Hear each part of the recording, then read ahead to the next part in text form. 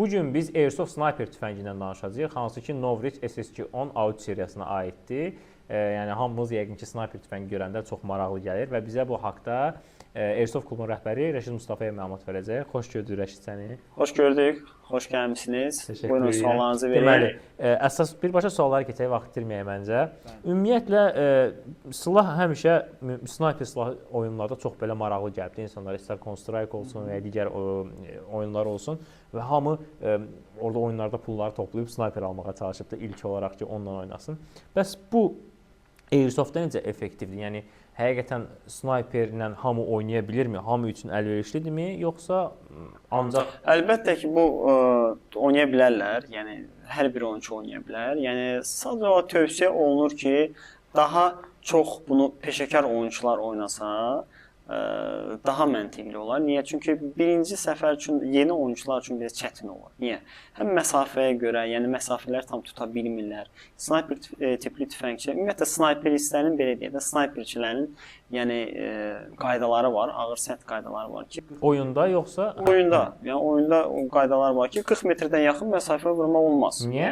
Ona görə ki, zədəsi ola bilər. Çünki sniper tipli tüfənglərin öz limiti var, sürət limiti var ki, 172 metr saniyədədir. Yəni bunlar sadə avtomatlardan daha uzaq məsafəyə atdıqlarına görə biraz daha gücü daha çoxdur. Gücü daha çox olduğu üçün təhlükəsi də çoxdur və məsuliyyəti çoxdur. Ona görə yeni oyunçular üçün mən məsləhət görərdim ki, birinci, yəni şturmavoy avtomatları keçsinlər, yəni hücum avtomatları deyək, yəni hansı ki orta distansiya üçün olan, yəni 30, 40, 50 metrə üçün bu SSR 4-lərdir və M4 tipli. Bəs yaxşı, deyək ki, bu sniperdən hansı ki, yəni sənin kimi professional airsoftçu olub ki, səni bu çətin vəziyyətdən xilas etsin bu sniper. Yəni olub əlbəttə ki, yəni olub ki, məsəl üçün mən onu avtomatla vura bilməmişəm. Yəni mənim şəxsi avtomatım da var. Yəni SSR 9 tipli avtomatı çox oyunçular da bilir. Yəni mən onunla çox super oynayıram.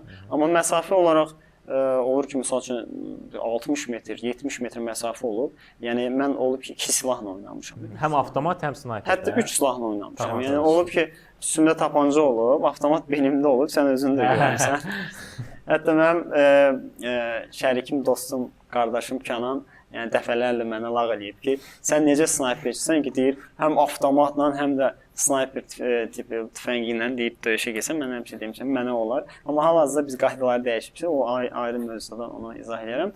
Yəni olub ki, məsəl üçün avtomatla vura bilməmişəm, keçirtmişəm avtomatı belə və yaxud qoymuşam qırağa, snayper tüfənglə, snayperlə özündə, SSG-10-la hətta. Bizdə SSG-10 A1 də, A3 də var, mövcuddur.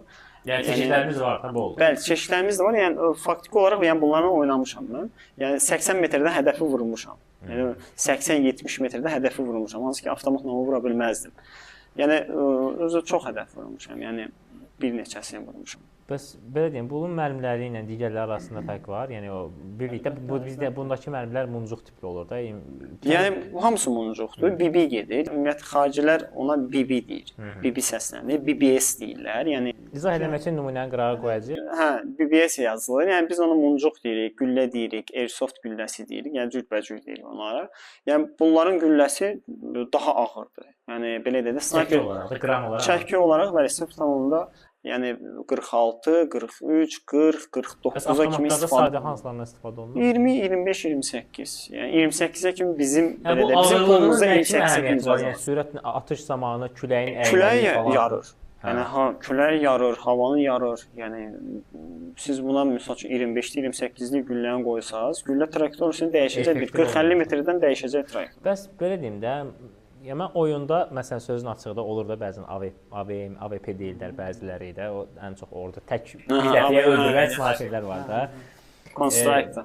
Bir də var məsələn davamlı atış edən snayperləri var. Marksmanlar var. Hə, gedir onlar. Yəni Counter-Strike-da insanların bilmədiyi üçün deyirəm, biri var ki məsələn bold action səhv eləmirəmsə çəkilib bir dəfə çəkilib baxan, bəli. O birisi isə dayanmadan ata biləcəyindir də. Yəni o avtomat.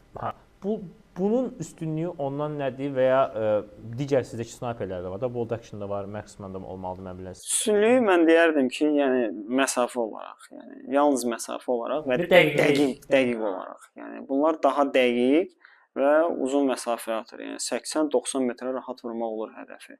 Yəni mən şəxsən 90 metrdən hədəf vurmuşam. Yəni olub ki, duel keçirmişik. Yəni elə bu silahın iyəsi ilə, yəni Əli adı, yəni elə bir qostdur. Yəni çox tanıyır onu.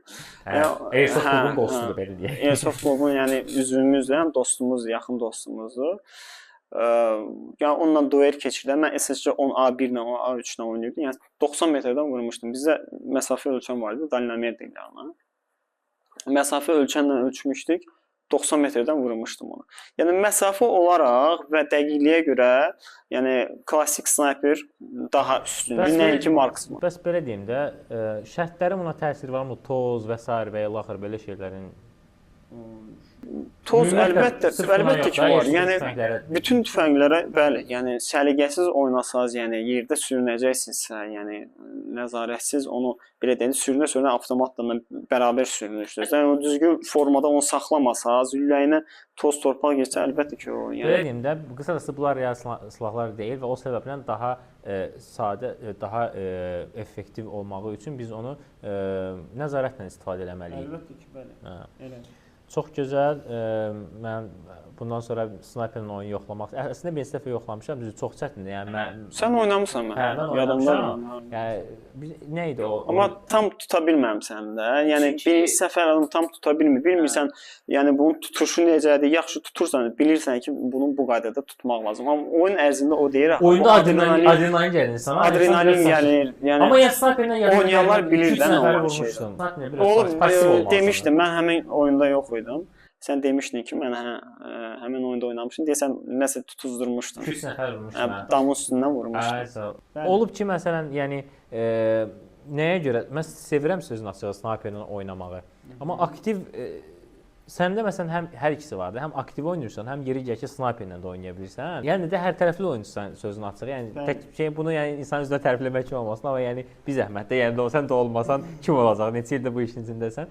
Amma yəni mən bu dəyişiklik etmək xoşlayıram. Yəni əslində özüm həm tapancaya oynayıram. Görsən bir tapancayla bütün oyunu oynayıram. Həm sürətli, həm yəni onu demək istəyirəm ki, sən hər tərəflisən, oynaya bilirsən. Məsələn mən snayper götürəndə biraz fokuslanmağım vaxt aldı. Birinci raund yox, ikinci, üçüncü raundda tuta bildim ki, hə bununla necə oynamaq lazımdır. Maraqlıdır, amma daimi məsələn mən bunu oynaya bilmərəm. Daimi məsələn məncə sən və yaxud da həqiqətən həvəsi olan insanlar oynaya bilər. Bəlkə də oynaya bilərəm. Çünki oynaya bilərsən, sadəcə olaraq bir müddət lazımdır. Yəni onun üçün yəni dəfələrlə gərək oynayasan ki, yəni tam özü artıq snayper kimi hiss eləyəsən. Yəni oyunda əlbəttə ki, hə. Deməli, Novich SSC 10A3 seriyası üçün olan bölümümüz bitdi. Növbəti bölümlərdə biz sizə daha fərqli silahlardan danışacağıq və təbii ki, bu işdə professional olan Rəşid Mustafayev, mənim yaxın dostum, o sizə məlumatları verəcək hər dəfə. Təşəkkürlər Rəşid, çox sağ olun.